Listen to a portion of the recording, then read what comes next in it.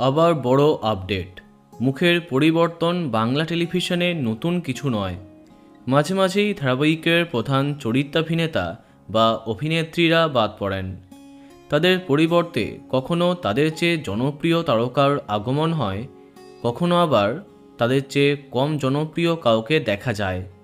Star জলসায় সদ্য আরম্ভ হয়েছে মধুমিতা সরকার এবং নীল ভট্টাচার্যের নতুন ধারাবাহিক ভোলে বাবা পার কারেগা। এখনও আসেনি প্রথম সপ্তাহের টিআরপি। এরই মাঝে ধারাবাহিকে বদলে গেল ঝিলের বড় দিদি। হ্যাঁ, ধারাবাহিকের অন্যতম প্রধান চরিত্র হয়ে উঠছিল এটি। কিন্তু এই চরিত্রে যিনি কাজ করছিলেন তাকে ঝিলের থেকে ছোট বলে মনে হচ্ছিল টেলি দর্শকদের, এমনটা জানান অনেকে। অবশেষে মুখের পরিবর্তনের মাধ্যমে ধারাবাহিকে এন্ট্রি নিলেন জনপ্রিয় টেলি অভিনেত্রী সিঞ্জিনী চক্রবর্তী। হ্যাঁ, যেমনটা তোমরা দেখতেই পাচ্ছ, এবার থেকে সিঞ্জিনীকে দেখা যাবে ঝিলের দিদির চরিত্রে।